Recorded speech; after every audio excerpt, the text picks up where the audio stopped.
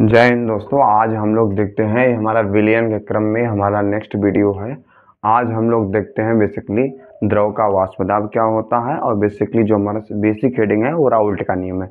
इसके पहले भी हम लोगों ने वीडियो अपलोड किया है, तो आज हम लोग देखते हैं द्रव का वाष्प दाब और राउल्ट का नियम। द्रव का वाष्प दाब क्या होता है? जब किसी आप लोग द्रव को क्या करते हैं, जब आप लोग किसी द्रव को आप लोग क्या करते हैं, किसी भी बंद पात्र में उबलने के लिए रख देते हैं, तो जैसे जैसे वो क्या होता है, द्रव धीरे धीरे क्या होता है, वाष्प बनता रहता है और उसकी दीवारों से जो वाष्प बना हुआ है वो टकरा करके आता है और धीरे धीरे वो वाष्प किसमें बनता है, फिर ये वाष्प क्या होता है, धीरे धीरे फिर उसका भी द्रवण हो जाता है, मतलब वाष्प फिर से द्रवण। तो ये प्रक्रिया चल रही है, लेकिन द्रव बनने की प्रक्रिया, द्रव से वाष्प बनने की प्रक्रिया थोड़ी तेज होती है। द्रवण तो द्रव से जब वाष्प बनता है तो उसे हम लोग बोलते हैं वाष्पन, और लेकिन द्रव से जब हमारा क्या बनता है, वाष्प से जब हमारा द्रव बनता है द्रवण।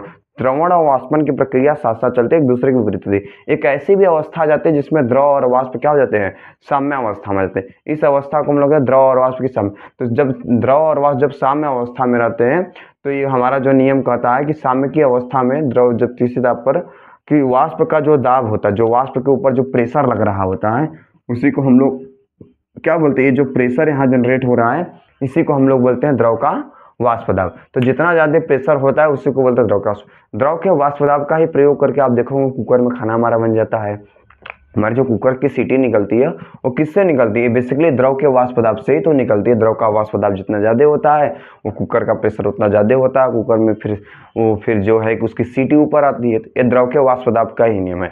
और द्रव के वाष्प दाब में अब जैसे दो चीजें होती हैं, एक विलेय होता है, हम लोग विलयन के चैप्टर में पढ़े, एक विलेय होता है और एक क्या होता है हमारा विलायक होता है, ठीक है। और इन दोनों को मिला देने पर विलयन। तो हम लोग बेसिकली शुद्ध विलायक देखते हैं और विलयन देखते हैं। तो जब अगर किसी द्रव का जो शुद्ध विलायक होता है उसका जो वाष्प दाब होता है वो थोड़ा सा क्या होता है, ठीक है, उसका जो वाष्प दाब होता है वो ज्यादा होता है। अगर उसमें कुछ डाल दीजिए, कोई अवाष्पशील पदार्थ डाल दीजिए, जैसे आप उसमें क्या डाल दीजिए, नमक डाल दीजिए, चावल डाल दीजिए, दाल अवाष्पशील, जिसको वाष्प, तो उसका वाष्प दाब क्या हो जाता है, कम हो जाता है। तो इस प्रक्रिया को बोलते हैं वाष्प दाब कौन बनता है, शुद्ध विलायक का वाष्प दाब और जो विलयन का वाष्प दाब होता है, इन दोनों की प्रक्रिया जो डिफरेंस आया है इसी को हम लोग क्या बोलते हैं, द्रव का वाष्प दाब। और द्रव का वाष्प दाब का एक होता है अपेक्षिक अनुमान, मतलब अपेक्षा करना, तुलना करना क्या होता है।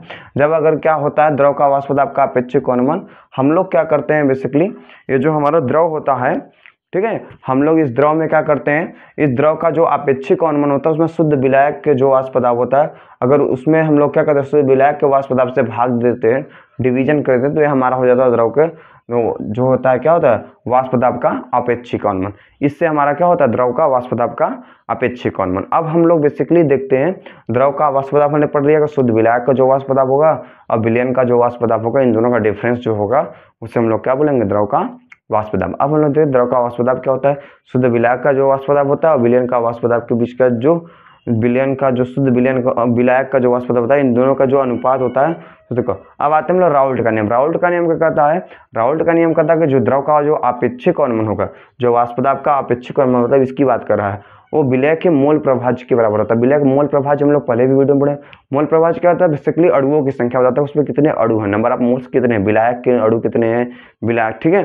तो उसके जो विलय के मोल प्रभाज्य के बराबर होता है। जितना ज्यादा विलय का मोल प्रभाज्य होगा उतना ही ज्यादा क्या होगा उसका क्या होगा, वाष्प दाब का अपेक्षिक अनुमान। मतलब उसमें नंबर ऑफ मॉलिक्यूल्स, जितना नंबर ऑफ मॉलिक्यूल्स होंगे उतना ही ज्यादा क्या होंगे आपके, ये होते हैं। अब उसमें आता है एक राउल्ट का, यही राउल्ट का नियम, और राउल्ट के नियम पर आधारित देखिए। अब राउल्ट के नियम में बहुत सारी क्या होती है, सीमाएं होती है, बहुत सारी कमियां होती है। जैसे राउल्ट का नियम पहला सीमा क्या होता है कि ये केवल वैद्युत अनअपघट्य के लिए लागू है। जो विलयन में जो पदार्थ विलयन में टूट जाते हैं या तो अपघटित हो जाते हैं उसके लिए नहीं लगता है, या तो जो पदार्थ विलयन में क्या होता है संगुणित हो जाते हैं, मतलब आपस में जुटते हैं, उस पर भी नहीं, ये केवल वैद्युत अनअपघट्य के लिए ही लागू होता है।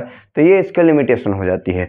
और ये जो पदार्थ विलयन में क्या हो जाते हैं, टूट जाते हैं, अपघटित हो जाते हैं, डिसोसिएट हो जाते हैं, उसके लिए भी नहीं लगता है। और जो पदार्थ विलयन में एसोसिएट होते हैं, मतलब आपस में जुड़ते हैं, उनके लिए भी ये नहीं लगता। ये हमारा आज का रहा topic. Thank you so much.